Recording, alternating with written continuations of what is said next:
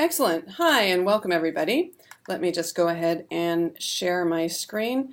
I'm so excited that you're here and going to spend the next hour with me talking about Creative Cloud for photography. I have a few slides that I want to go through, but I really want to spend the majority of our time actually talking about features. But I know that there's a lot of questions out there, so I want to kind of dispel some of the myths first. So I'm going to go ahead here in Lightroom, and because that's what I use, of course, to do all my slideshows because I don't know PowerPoint, and we'll just move to the first slide. So as you can see, Adobe Creative Cloud contains over 30 different applications and tools and services. And so if you are a member of Creative Cloud, and I put in parentheses there complete because that just helps me kind of distinguish it, then obviously you have access to all of these products. So even though you might be a photographer primarily, if you're trying to do some video work, well then obviously Creative Cloud would make sense because it comes with Premiere Pro and it comes with After Effects. Or if you're going to do some print work, then you've got access to InDesign and DPS SE so that you can actually create apps for the iPad as well. And then, of course, if you're doing some web work, this gives you access to all of the different options, whether you're going to go more towards the Dreamweaver route or if you want to use something like Edge and Edge Automate and everything. So I think that everyone kind of understands that this is what you get with your Creative Cloud membership. But what I think a lot of folks don't know is that if this seems to be too much for your workflow, you can still subscribe to a point product. So this slide right here shows you if you subscribe to Photoshop CC, this is what you will get. You will get obviously Photoshop. You also get Bridge if you're a Bridge user. You get access to Creative Cloud. You get access to Behance, which is an online sharing community, as well as the pro site. So you can actually post your projects to a Behance pro site. And of course that's included because by itself, I think the pro site is somewhere around $99 a year for that. And then you also get Extension Manager. So it's kind of it's a subset of the entire Creative Cloud, but I just want people to know that you can subscribe simply to a point product. Now, the one thing that you might have noticed that is not included with this is Lightroom, so we'll talk about that in just one moment. But first, I just want to go over a few advantages to the Creative Cloud, and also the list here that I have is really the same regardless of whether you're a subscriber to Creative Cloud or to a point product. You will get the new products and the updates as they become available, right? You'll get the Creative Cloud, the desktop app, and the web browser sync so that you can share your files. You'll be able to sync your application settings. So I'll show you a little bit later in Photoshop how we can actually sync our settings up to the cloud so that if we have another computer, say at home, and we want those same settings, it's really easy to keep those in sync. You have access to both the Mac and Windows versions of the application, which is fabulous because of course you get two installs, so one can be on Mac and one can be on Windows. You also have access to any language version in which the desktop applications are available. You have integration with Behance, the work in progress area, the sharing and social community part of it, as well as the Behance Pro site like I mentioned. You've got 20 gigs of cloud storage, and you've got access to over 200 new tutorials from Adobe as well as industry leading partners. So these are kind of more the cloud-based features or additional, I don't want to use the word value add, but additional features that you get as opposed to what we used to have, which was just, plain Photoshop. So, all right, let's bust some myths here. I think that there's still a lot of people who are kind of confused by what we mean by Creative Cloud, just that they think that all the apps are actually running in the cloud, and all of your desktop apps, so your Photoshop, your Lightroom, your Premiere, your InDesign, all of those apps still, they run on your desktop. They're not running in a web browser. Like I mentioned a minute ago, I misspelled Creative Cloud, but we'll just overlook that for the moment. You can subscribe to either Complete or the individual point product. You don't have to be constantly connected to the internet. You do not have to store all of your files on Creative Cloud if you don't want to. You can store them anywhere you want. The benefit, of course, to storing them in the cloud is that if you do have two machines in two different locations, you always have access to those files. And you can share your files even if your client or your friend or your peer is not a Creative Cloud member. So there was a big myth about that. And we'll notify you of updates to the software, but you don't have to install them just because we notify you that they're available. So if you're in the middle of a big project, obviously you don't have to run the updater until you're finished with that project and that deadline. So hopefully that just clears up a few things. I'm going to go ahead now and just do one more slide here, the Photoshop Lightroom slide, just to show you that yes, if you belong to or you subscribe to the Creative Cloud and you have a membership there, then the complete one, obviously you get Lightroom, it's included, but you can also purchase Lightroom as a separate purchase. So a perpetual product, meaning that it's an electronic download, or you can buy a box copy. All right, one other thing I just wanted to mention, because there are so many features that I now want to go through in Photoshop and Lightroom, I just wanted to put up my blog. Okay, so this is my blog, and there are videos on here. In fact, if I go here, you'll even see, like for the Lightroom video tutorials, you can see that I have a ton of different tutorials on what's new and a getting started series that goes into a little bit more depth probably in some of the features than I'll be able to get to today, as well as the same thing here for all of the Photoshop video tutorials. So if you want to see what's new, what was new in 13.1, and then there's tons of other videos up there. So that's just on my blog, and the URL for that is simply blogs.adobe.com/jcost. All right, excellent. So let's go ahead and get started. I'm going to bring back all my panels, and let's start in Lightroom. Now I'm starting in Lightroom, but obviously Camera Raw, which is what I'm going to be using in the develop module, that technology is the same technology that we have in the bridge to Camera Raw to Photoshop workflow. So everything that I show you right now when we move over to the develop module, you would also be able to do if you didn't have Lightroom, but instead were using bridge and Photoshop. All right, so this image, pretty obvious, it just needs to be straightened, right? It's got a tilted horizon there. So over in the develop module, in all of my panels, you'll notice we've got the lens correction panel. And in previous versions here, you could always enable your profile corrections, right? So we want to do that. That just removes any distortion that's caused by the lens though, right? That's not actually correcting perspective or removing any tilt or crooked horizons. We've also had the ability in the past to remove chromatic aberration, and the reason that I point those out and the reason that I'm turning them on and the reason that they're in the basic panel is because if you enable both of these options before you start working with Upright, then Lightroom's actually going to be able to do a better job, and same with Camera Raw. It's just going to be able to do better math because it's using all that information about the lens. All right, so if all I need to do is level this, I'll just go ahead and click level.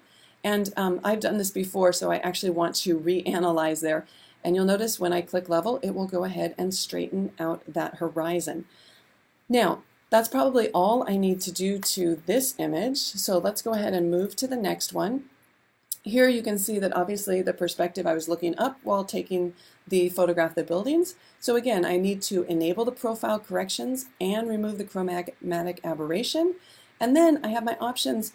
I can use the level again, but I don't really need to, because if I select the vertical option, it will actually level and correct the vertical lines. It'll do both of those things at once. So we can see that it's automatically straightened that perspective.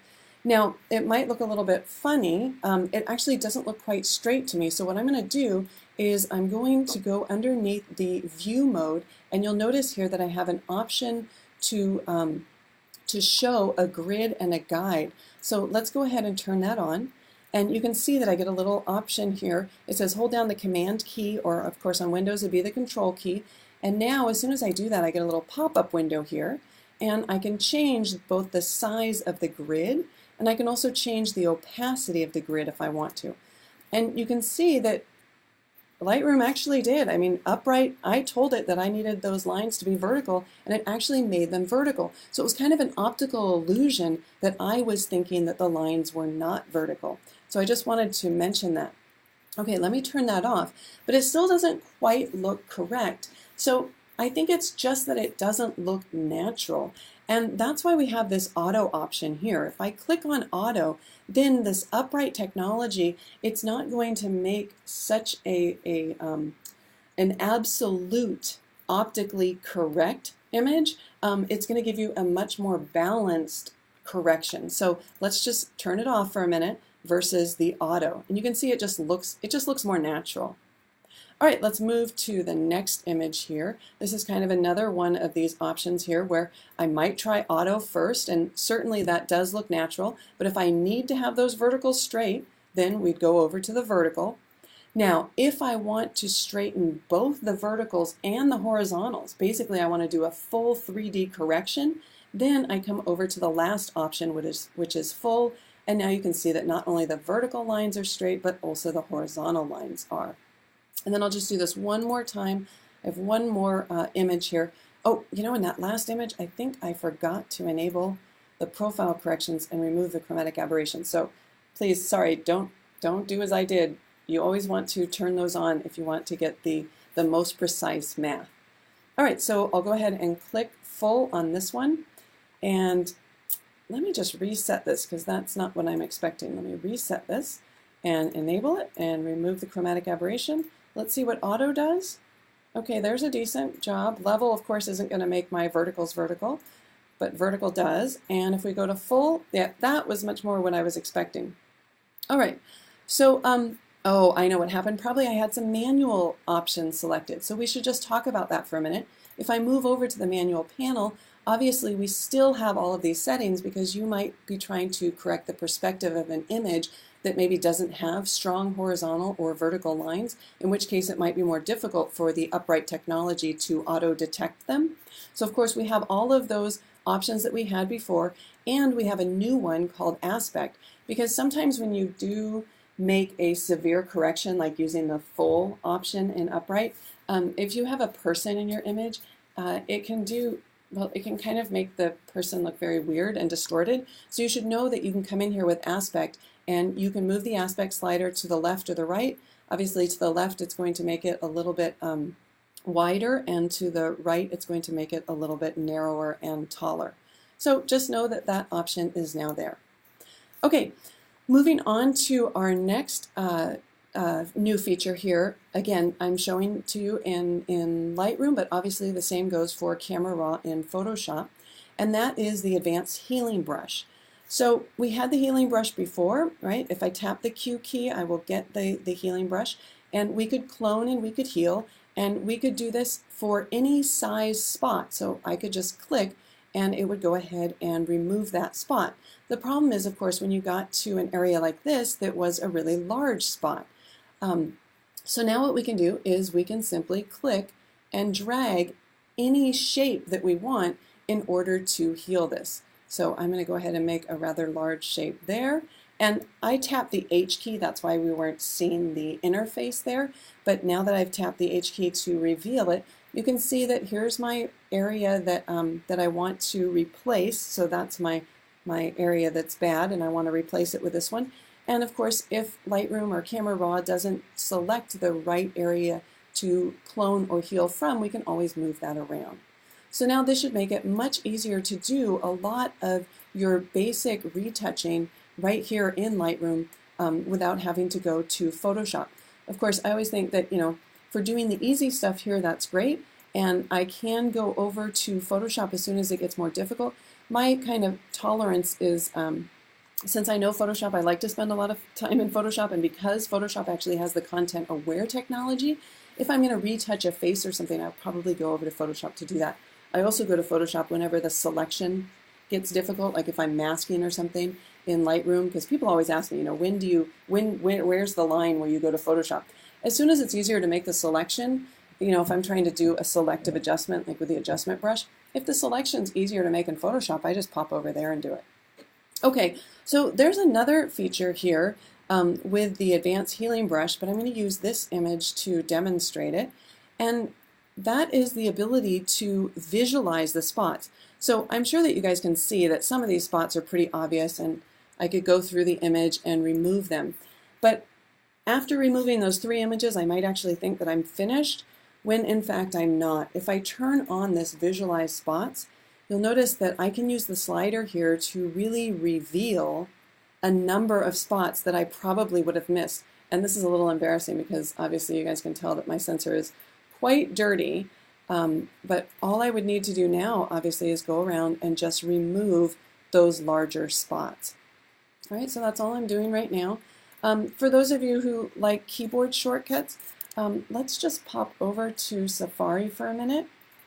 I'm going to come over here. I just want to show you on the blog that I do.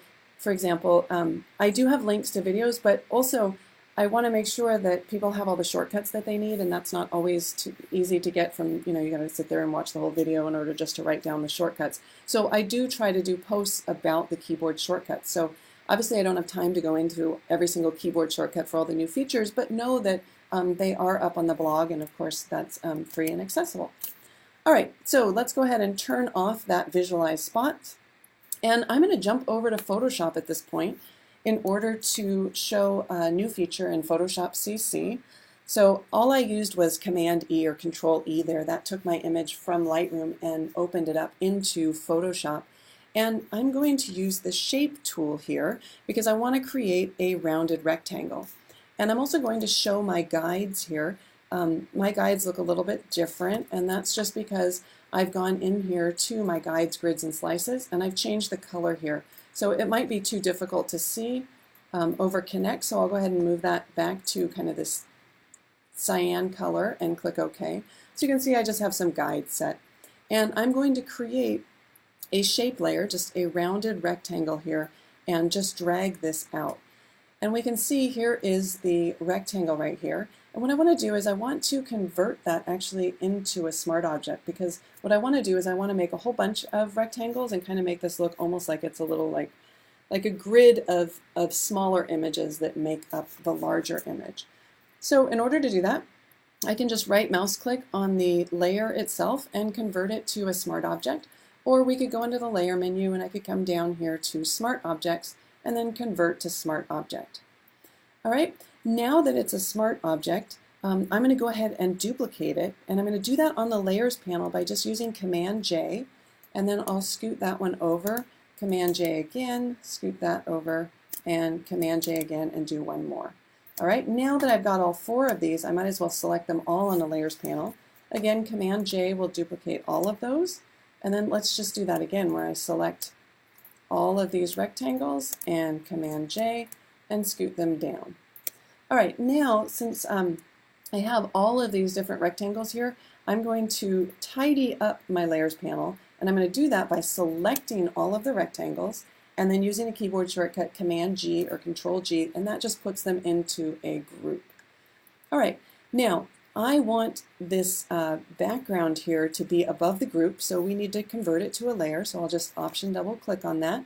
If you hold down the Option key or the Alt key when you double click, it's really quite nice because what that does is it hides the dialog box.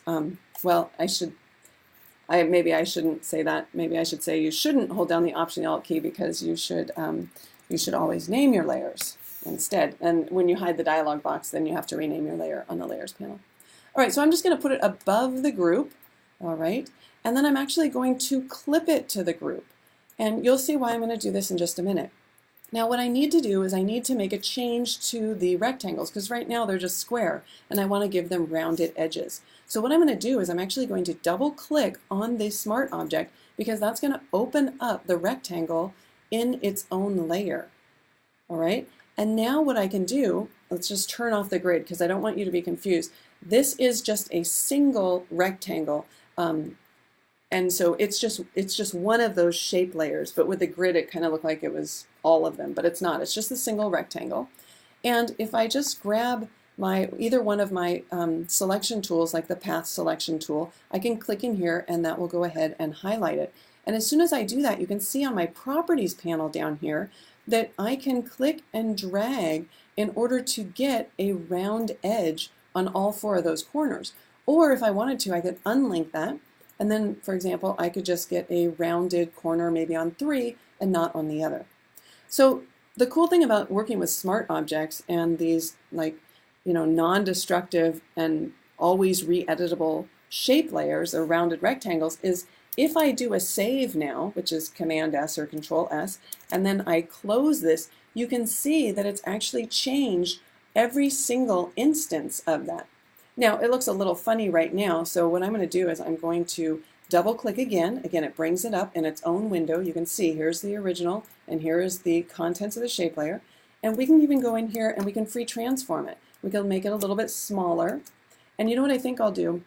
I'll go ahead, well, that should be fine. I'll just save it and close it. And that's just going to give us a little bit of space between each one. But of course I could have gone in there and I could have changed the roundness again if I wanted to. But I just kind of wanted to show you that that's a great feature, I think, for designers and also for photographers for creating shapes. Now let's hide that group for a minute because I do want to show you another feature here. And I'm going to ungroup or unmask the photo with the group. And what I'm going to do is I'm going to use my custom shape tool. We have some new shape layers here, and I'm going to select one of them. Yours might not look like this by default, but all I've done is I've used the downward pointing out arrow to show me the panel, and then I've used the gear over here in order to load all of the shapes. So that's how I got all of these shapes. And now I'm just going to click and drag out the first shape, and you can see that it created a shape layer, and then I'll click and drag out another shape. And the reason that I'm doing this is because I want to show you that if we go over here, say for the direct selection tool, and I click and I drag across multiple shapes that are on multiple layers, I can actually drag to select directly on screen now in Photoshop CC. So that's another really cool feature. And I can also, when you get really complicated documents, sometimes it's easier, like if you're just selecting a few shapes, but you might have 100 layers in your layers panel, you might want to just see those layers that you have selected. So you'll notice here that in the previous version, of course, we have all of this filtering, but now what we have is what's called isolation mode, where we can just look at those layers that are selected. And by look at them, I don't mean that we're hiding and showing the visibility in the actual image area, but what we're doing is we're hiding and showing the visibility in the layers panel. So basically we've just isolated so that we're only seeing those layers which are selected. All right, let me toggle that off because I want to show you that it also works with layers that are mixed. They don't have to be shape layers. In fact, I could come up here and we could type in like the word motion, and let's just make that a little bit bigger. So now I have a word and a shape layer and a photo, and I could just select, for example, the photo and the type, and then again I could choose what it is that I want to view, right? So is that right, or did I just tell a fib? I believe that if I have a type, let's go here to my select and go to isolate layers. Okay, phew, all right. So what I did there, and you can see I've actually added a keyboard shortcut. I'll turn it off for a minute. I'll select these 3 layers right here, the photo, the motion, and the shape, and I'm going to use the select menu, and in order to limit what I see on the layers panel, I'm going to choose isolate layers, and I just added a keyboard shortcut. Basically it's all the keyboard modifiers and the I key in order to just show me those layers which are selected. All right, excellent. I'll turn that off. I'm going to go ahead and let's close this file for now. I don't need to save it, and I'll return back to Lightroom, where we're going to take a look at another option in the Develop module. Now, I'm in the Develop module. I want to create a center focus on this image. I want to put a little bit of emphasis on the flower. I want to kind of desaturate as well as darken down the area around it. So obviously before we had the linear gradient or the graduated filter, and we had the adjustment brush, but now we also have the radial filter. So as soon as I select that, we can see that I have all the same local attributes that I can assign. If I want to zero them all out, I just double click where it says Effect. And now I want to take a negative exposure and load up the radial filter with this. And then I can simply click and start dragging in order to create this round or oval radial filter. And of course it's got a pin in the center, so I can reposition this wherever I want. I can change the shape of it, making it narrower or wider.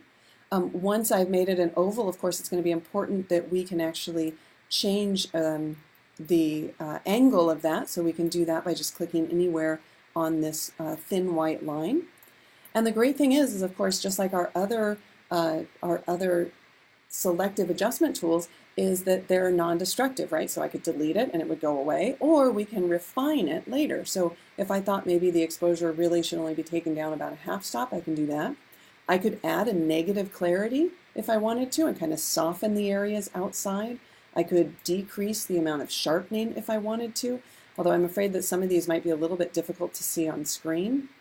I can also change the amount of feather. So if I move it to the left here, you can see I'm getting a very hard edge. If I move it to the right, we're getting a very soft edge. And of course we can add more than one radial filter per image. So let's go ahead and do that. In fact, what I'll do is I'll just create an exact duplicate of this. I'm going to use the Command key and just click and drag a little bit, and now I have a second copy of this. If I click and drag, oh, didn't seem to do it. Maybe I have the wrong keyboard shortcut. I think I did. I should have held down the Command and Option, or the Control and Option key, in order to get that duplicate. Sorry, on Windows it would be the Control and Alt key, not Option. All right, so now I've got my duplicate here, which is just amplifying, obviously, the first radial filter. So what I'm going to do instead is I want it to actually affect what's inside. So I'm going to invert the mask, and then I'm going to change my settings. So instead of decreasing sharpness, I want to increase the sharpness a little. And I might want to increase the clarity a little bit. And in fact, I might want to even increase my exposure. Or we could just leave that alone, just double click on it to reset that slider. So now if I want to toggle this on and off, we can use the little switch here down at the bottom, and we can see a little before and after. So I think it's a great way not only to create an off-center vignette, but also do some selective sharpening or color balance or whatever else your image needs. All right, excellent. Let's move to this next folder of images here, and we can actually go back to the grid view, so I'll tap the G key. And what I want to do is I've got this image here on the right, and we'll go ahead and open that. I'll use Command E to edit the original, and that will edit that and open it in Photoshop. And the reason I said to edit the original is because I knew this was a multi-layer document, and I wanted it to make sure that when Lightroom handed that off to Photoshop, it handed it off as those multi-layer document. All right, now I'm going to come back to my other image because I want to replace the mountain in the composite with this mountain. I think it's going to look better. But this time, instead of just opening it like Command E, like I was doing, or like I did with that kind of blue motion image, what I'm going to do is I'm going to right mouse click, I'm going to say Edit In, and I'm going to open this as a smart object in Photoshop, because that's going to give me a lot more flexibility. Now because Camera Raw is the same technology in both Lightroom and Photoshop, this is going to give me a huge benefit. Let me show you what I mean. So I will just choose Tile so that I can see both of my images. Okay, now I'll grab my Move tool, and this is the image that I want to drag in to obviously replace the other mountain. And we can see on my Layers panel that it is a smart object. That's what that little icon is right there. So I can drag from either the image area or the Layers panel. I'll just drag and drop that over. And then we no longer need this other image open, right? So I can just close that. And now let's see what happened to that layer. That layer's down here, so let's move it up above. Now, I'm probably going to need to mask this, right? And I'm going to need to resize it. So I'll do a quick free transform. That's Command or Control T. And then I want it to resize down so that I can get those transformation handles. So under the window menu, under the view menu, you'll notice that we have an option to fit on screen. That's Command or Control 0. Well, when I'm in free transform, if I use this shortcut, it will actually fit the transformation handles on screen. So that can help, you don't have to zoom out as many times. All right, so let's just hold down the Option and the Shift key, or the Alt and the Shift key to make that scale from the center. Probably want it about that large. Of course, the great thing that this is a smart object, so even if I, scaled it down to like this size, and then I changed my mind and I need to scale it up, it's no big deal because it's a smart object, Photoshop knows that all that information is there and it can access it. All right, I'm going to guess that that's about what I want. We'll add a mask by clicking on the mask icon, grab my gradient tool, and then just drag a little linear gradient here. I did it the wrong way, so we'll just go the other direction. Okay, so the problem is that I find myself now in Photoshop and I'm realizing that maybe the two images don't quite go together, meaning that maybe the tones are different, the colors are different. So I'm going to scoot it up a little bit here so we get a little bit more of a graduated drag there, blending between the two. Or the other thing I could do, since I already have, well, let's just leave it like that. Well, I want to change the amount of clarity here and also the tint of this image. Well, because it's a smart object, if I double click on it, we can see that it will bring up the Camera Raw dialog box. So this is the same technology, so I can make changes to my smart object because it started off as a raw file and I added it to Photoshop as a smart object. I can go ahead and make changes here and they're non-destructive. All right, so I'm actually going to back off on the clarity, but I'm going to add a little bit of contrast here. And I might want to bring up my shadows a little bit. All right, so obviously we could go into any of these different options. I could go into the tone curve, we could go into detail or HSL. If I wanted to go to saturation, maybe just increase the saturation a little bit here. When I click OK, Photoshop will go ahead and prepare that smart object or make those changes to it, and we can see that they've now been reflected in this image. So that is great, but now what if I want to make a change to this layer below it, right? This layer right here. Well, this is not a smart object, but what I'd really like to do is I'd really like to add some clarity to it and change the color balance of this layer. Well, I can do that now in Photoshop CC because if I convert this, if I go under Filter and I convert this to a smart filter, then I can go back under the filter menu and you'll notice that I've got Camera Raw as a filter. So I have all of that technology that I can now apply to a single layer, or I could obviously group multiple layers into a smart object and then apply it here. So let's go ahead and do that. Let's increase the clarity. I also want to increase the exposure a little bit, maybe increase the, or decrease the highlights. That's the area, well, we can't really see that anyway, so let's just double click on that to reset it. What I wanted to do was increase the shadow area. All right, and we might change the temperature and tint as well.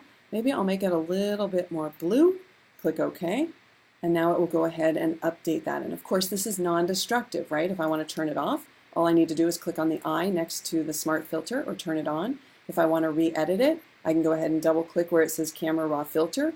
If I want to mask it, this is a mask for the actual smart filter itself. So tons of flexibility. And now that I've made this a little bit bluer, a little less yellow, I might want to go back into my other image that I brought over as a smart object, do the same thing, making it a little bit bluer so that the sky here is going to match what would be reflected in the water underneath. All right, so I hope you can see the advantages there of, same technology, Camera Raw in both applications, plus Camera Raw as a filter. All right, let's go back to Lightroom for a minute, and let's go ahead and talk just really briefly. I want to mention smart previews. I have an entire video on smart previews, but if you're using Lightroom and you're like many photographers where either you want to take a catalog with you, you want to take maybe up until now, like a subset of your images with you because you can't fit all of those other images on a laptop, or maybe you just have so many images that you can't connect all those drives at one time. Well, you can now create what are called smart previews. And if we look at the histogram here, we can see that I'm working with a smart preview.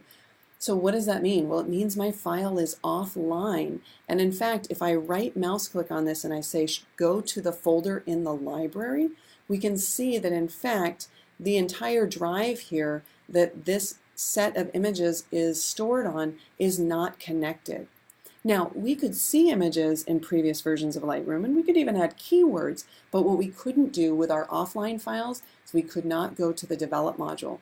But now, sure enough, I can go in here, go to my basic panel. If I want to add a little bit of contrast, maybe go in here and lift my shadows a bit, go in here and maybe use my graduated filter here, just decrease the exposure a bit. Maybe not the exposure as much as maybe the bring down those highlights a bit and add a little clarity. All of this that I'm doing is I'm applying all of my options that I have in my Develop module to an image that is not connected or on this local drive. So now we go back to the library module, and if I were to plug in that drive, which would mean I have to unplug my mouse here, but that's no problem. If I just plug in this drive and we give it a second to, I didn't mean to hit the cancel. There, let's cancel that. If I plug in the drive and I just give it a minute to speed up here, you can see now that the drive is connected, these files are no longer offline, and I didn't have to do anything. Lightroom knows now that they're online. It's applied any changes that I made to the Smart Preview to the original file without me having to manage it whatsoever, and now it tells me that I'm working with the original plus the Smart Preview. So very, very cool, because these Smart Previews take up, of course, much less disk space. So it's going to allow me to work with files that are offline and also maybe take more files with me when I travel, just because I can fit more images on this hard drive as Smart Previews as opposed to taking the full image with me. All right, excellent. Let's move on to resampling and smart sharpening. Now, this one's going to be a little difficult to see. I just also need to scoot over here. I want to get rid of that that drive. Okay, let's eject those. And the reason that I did that was just so that I can plug back in my mouse. All right, so this might be a little difficult to see. I think I'll use this image here just because it's pretty darn sharp. I'll use Command or Control E. That's just going to open this up into Photoshop, where we can take a look at these two new features. So the first feature that I want to show you is our ability to sharpen things and actually maintain better sharpening while decreasing the amount of noise. And I don't need this file open, so we can go ahead and, oh, you know what, I am going to leave that open. Okay, never mind. I'll come back to that in a minute. All right, let's go to the filter menu. Now, if I want to make this non-destructive, I can convert it for a smart filter. That's going to convert my background into a layer and then convert that layer into a smart object. What that allows me to do, of course, is then use that mask later on if I want to paint out the sharpening in any area. So I could do selective sharpening, and it will also allow me to change the settings later if maybe I print this and I don't like what I see. All right, so we go to the filter menu, we go to Sharpen, and I'm going to come down to Smart Sharpen. Now, that's a little bit big. Let me just bring that up a little bit. I know for you folks online, sorry, I'm kind of cutting off a portion of the segment here just because of the aspect ratio that I'm trying to record this in. All right, now we'll scoot up here. You can see I'm viewing this at 100%, and we have the same options here for amount and radius, but it's this noise reduction that's been really very much improved. If we want to do a quick check, and I'm going to zoom in actually one more time here, maybe to 200%, just to make sure that you guys can see it online. I'm just going to show you, so this is the results that we're getting today, and in previous versions, if I choose this Use Legacy option, I think you can see how much noisier all of a sudden my skin got. So let's just toggle that on and off again. I hope you can see it over Connect. So that's with it off, and of course we can also increase the amount of noise reduction if we want to. I'm going to go ahead and redraw that screen. So I would definitely recommend that you check this out on your own, because obviously this is compressed and so it might be difficult to see. But there's a huge difference between previous versions of Photoshop and the new Smart Sharpen in Photoshop CC. In fact, if we go move down here, I'm holding the camera. We can also see the difference here. All right, so here it is. If I turn on the legacy, all of a sudden you'll see all of this noise in the camera, especially these finer gradients in the darker areas here. So again, check that out. For now, I'll go ahead and click cancel. And what I want to show you also is our ability to resize the image. So let's go ahead and for now I'm going to rasterize this layer, so it's just a pixel-based layer. And then we'll go to the image menu and I'll use image size. And let's go ahead and again, I will make this a little bit bigger because I do want to show you. All right, so here we are at original size. Let's take it up like at least 250%. And again, we'll look at the eye area here. And you can see under Resample, it's now set to automatic. So when you set it to automatic, Photoshop will automatically choose to preserve the details. So this is a new algorithm. The algorithm that was in previous versions was the bicubic smoother. And if I select that, you'll notice it just gets a bit softer. Again, I'm really sorry if it's hard to see over the Connect session. Maybe if I go up to like 400%, we might be able to see it a little bit better. So this is bicubic smoother compared to the new algorithm, which is this preserve details. And this is the default algorithm. If you choose automatic and you resize your image larger, like we're doing right now, it will automatically choose preserve details. Of course, if you decide to make it smaller, it'll automatically choose bicubic sharper. All right, so again, give that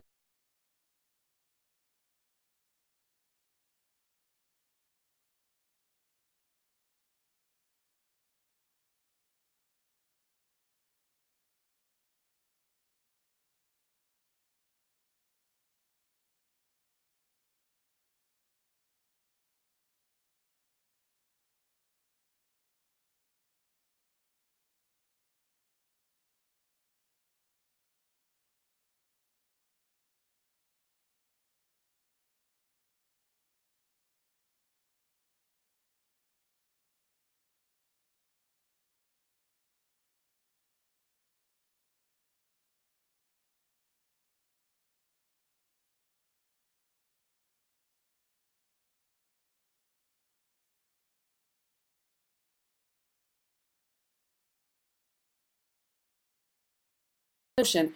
I just want to make sure you guys know, like obviously I'm not trying to remove the motion in the water. I'm trying to remove the motion of the camera that made the rocks blurry, right? Because it's the rocks that I want sharp. All right, so we'll zoom back in again. And what I'm going to do is I'm going to go underneath the filter menu. And again, I'm going to convert this to a smart filter. Well, it converts it to a smart object so that I can then apply a smart filter. We can see that the background is going to be changed into a layer and converted. And then I'll go to filter and we're going to come down to sharpen again, but this time I'm going to use shake reduction. And I am not sure if I can actually make this smaller or not. I might not be able to, but that's okay because what we want to see is up in this area anyway. So what's happening? So what Photoshop is doing is it's analyzing the image and it automatically creates this first blur estimation region. And what it's doing is it's looking for a variety of different things. And if you can imagine for a minute what it's got to calculate, it's not only looking for camera shake, it's looking obviously for the direction of the shake. And if you think about it, when you shake your camera and you have motion on the camera, the center motion is going to be different from the motion on the outsides. Not only that, but the distance between the camera and the subject, that distance is going to change as well. And so there's actually quite a bit of very complicated math going on here in order for us to try to reduce the shake. Now, if we want to, we can reposition this. So if we say, well, I'm not sure if it's going to be able to find the shake and remove it in one area, we can actually move it. We can also add multiple blur estimation regions. And then let me go ahead and show you why you might want to add more than one. Obviously, it's going to correct this area right here based on any motion that it finds. And you can actually see there's a little motion path here. In fact, when I create my second one, we'll see that it goes in a different direction. All right, so we can go ahead and do this. We can also, if there's any artifacting, that's one of the reasons that I made this document into a smart object, was so that if there was any artifacting, we could paint that in or out of a different area if we wanted to. We could also add a second I think I already mentioned, we can add a second blur estimate region. We can also draw our own if we think that we can get a better estimate. So again, I'm not sure if it's coming across over Connect. Hopefully it is, but for now I'll just go ahead and hit cancel and hope, oh, well, I should have hit OK so you could have seen the results. Okay, give it a try, and I just have way too much still to talk about. So let me close that, but know that the camera shake reduction, very cool if you've got a little bit of camera shake in your image. All right, getting back to, there's just so much to cover. I'm never going to get to it all. So, all right, let's go to the book module for a moment in Lightroom. Now, I've already created this book because I knew I wouldn't have very much time. So I went ahead and just clicked on the little arrow there. That took me to the book module. We can view all of our pages here if we want to, and let's make our thumbnails a little bit smaller. I just want to show you 3 quick things. All right, so the first is that if I want to add page numbers, sure enough, if I go to the page area, we can enable page numbers. We can tell Lightroom where we want those page numbers. So for example, if we want them at the top or if we want them at the side or the bottom, I actually want these at the bottom corner. And then if I double click here, like let's say the first page just had text on it or something and you didn't want the page number to show, we can go ahead and just tell it to hide the page. I was right here on the page number. I did a right mouse click, and I'm afraid you're not able to see the whole menu there once this gets cropped for production, but you can see that I can hide the page number. All right. Now, if I go to my next page here, I can not only hide it, but I could also start my page number here. So you can choose which page you want to start it on. So if we back up a little bit here, we can now see that page 1 starts here as opposed to starting on this first page. All right. Another thing that you can do is you can now save your custom templates that you've modified. So let's look at this page for a minute, and I want to select a different page, a different template. So what I want is I want this template, I want one on top of each other that are a little bit larger, but there's not enough space here between the photos and the text. So what I'm going to do is I'm going to click to select the image, right? And then I'll come over here to the cells. I'm going to unlink them, and I'm just going to move up the bottom a little bit. Let's say 9 point, and then I'm going to do the same thing to this top one. Just go up to 9 point there. All right? And that's just giving me a little bit of space there. But of course, I could make other modifications as well. My point is that once I'm done making those modifications, I would go to the page area, use the drop-down menu right here, and then I would, oh, sorry, no, I wouldn't do that. I would just click anywhere in my page here, and I would go ahead and save this as a custom page. Once I do that, then I can use the drop-down menu right here, and you can see that I've got my custom page. Now, if we back out so that I can see all of my pages, I can really quickly select multiple pages and then apply that custom page to all of those pages. So I think that's going to be a huge time saver for folks that are working with books. And then one last thing I just want to point out is the ability to add text has become much, much easier. So when we go to a page for the first time, it says, do you want to add page text? And you can just click there, and then you can just simply click and drag in order to move that around if you wanted to do that. All right, so that was awful quick, but those are some of the new features in the book module. We'll go back to the library. I really want to talk about Behance for a minute. So, oh my gosh, and there's sync settings too. All right, we'll do Behance first. So Behance, as most of you know probably already, is a social sharing site, but it's much more than that as well. You can post your works in progress and you can post them to the world for everyone to see, or you can go ahead and you can post them to like a limited group of people, like a little feedback circle. It's up to you. And there's a variety of different ways you can do that. So for example, I'm in Lightroom right now, and you'll notice under Publish Services, we have an option to publish to your Behance Work in Progress area. Or if I have an image open, like I have this image open right now in Photoshop, you'll notice that, first of all, let me just save it. And then if I wanted to, I can go ahead and post this. Now, let's do this. Let's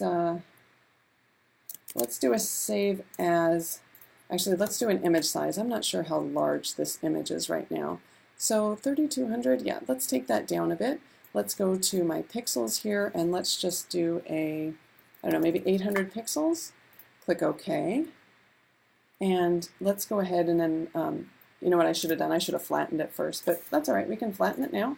So we'll come here and flatten it and discard those hidden layers.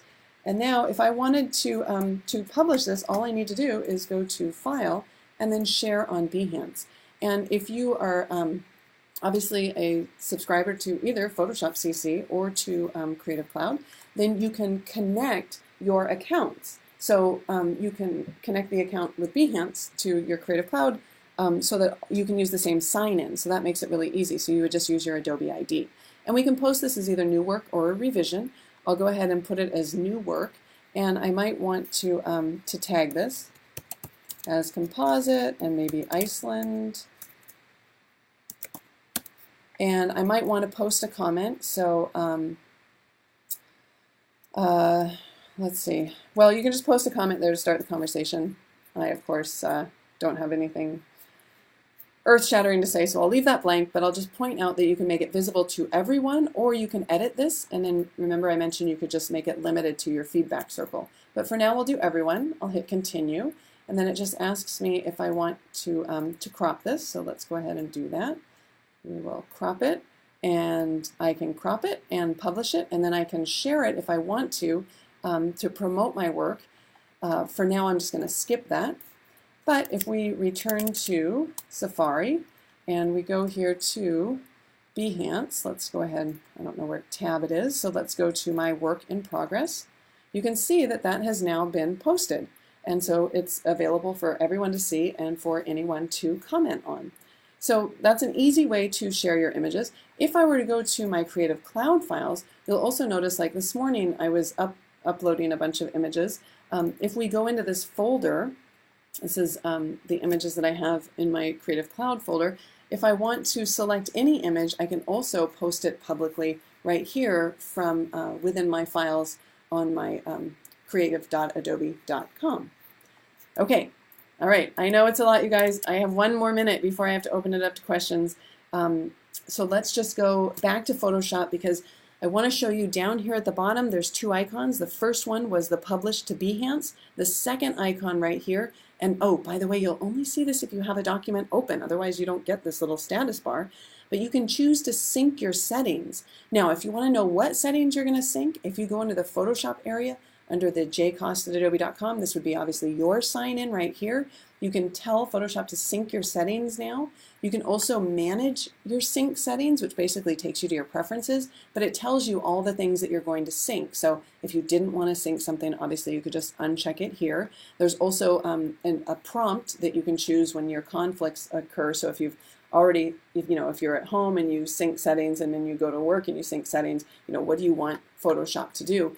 But I would totally recommend that you do this even if you only install Photoshop on one computer, because if something were to happen to that computer, if you use this sync settings, then all your settings are in the cloud, and that way if you've got a new computer, if your hard drive crashes or whatever, you could just sync your settings and it would download those settings from the cloud. And of course, obviously, the majority of the use case will be you'll use your two installs on two different computers, and then you'll want to sync the settings between those. Okay, what didn't I cover? My gosh, there's so much. But I hope you will join me on my blog because I will have obviously more information there. You can use that Camera Raw filter in Photoshop to work on your HDR images. We've been working with the crop tool, so we've made refinements to that. Liquify and the Blur Gallery are now smart filters. This all came with 13.1. If you just became a Creative Cloud member, then this is all new as well. You can define your global type styles. You can copy CSS. There's a Cooler app that's really awesome, and it's an iPhone app. And then you'll notice in Photoshop, you've got under extensions, you've got the Cooler extension. And so earlier today, I took a picture with the iPhone Cooler app. And then if we go here and search, let's see if we can find the newest images in the last 7 days. Let's see, I took one in my office. Oh, it was everybody's posting them today. Okay, so Somebody else has already posted them, so I can't see the one that I posted, but it's great because it'll automatically be sent to the Cooler site, and then if you want to download these, see, look at right here, you can just add the selected theme to your swatches, and then if you show your swatches panel right down here, what I've done basically is I've taken a photo of anything, captured the color palette, modified it the way I wanted it, sent it through Cooler, and now I can use those swatches right here in Photoshop. Okay, I must stop sharing my screen now. Stop the screen sharing because we're almost out of time. I know that Jeff has been answering a lot of questions. And these would have been good things for me to have seen before. Like I should have slowed down a little bit. There's just so much to show. To try to jam it all in 1 hour is so difficult. So hopefully, you know, with the hour that I had, you guys were able to see all the different features and you'll know where they are, and now you can go in and you can actually start diving in a little bit deeper. Okay. You guys were fabulous. I hope that was helpful. I know I've gone over time, so I should stop. I just want to give a huge thank you to Jeff for answering all of these questions. I really, really appreciate it, and thanks everybody for spending the time with me. I hope you learned something, and go out and create. Thanks. Bye-bye.